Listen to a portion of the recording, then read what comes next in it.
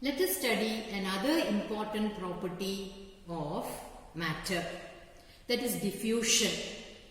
That is the spontaneous mixing of the particles. Spontaneous means very fast mixing up of particles.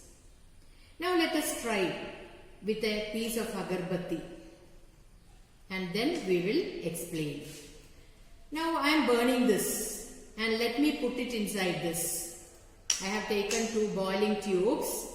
After burning I am putting it inside this and I am closing it. Now you can see how the smoke is moving very fast. See, it is coming upward. That is because the molecules of this agarbatti, after burning, it is changing into the gaseous form and it is moving very fast upward. This mixing up of molecules is called as diffusion.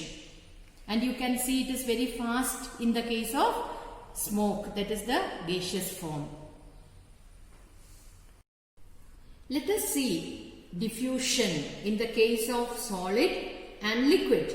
You have already seen diffusion taking place in a gaseous substance. Now I have taken some ink. I am putting a drop of ink on this glass plate.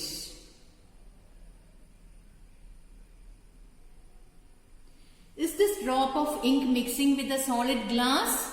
No. From that you can say there is no diffusion or diffusion is very less in the case of solids.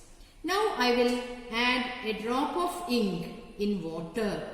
Just look. What is happening? Just look. What is happening? It is slowly mixing, no? Slowly mixing. So in liquids, the diffusion takes place faster than in the case of solids. And in gases, diffusion is very fast.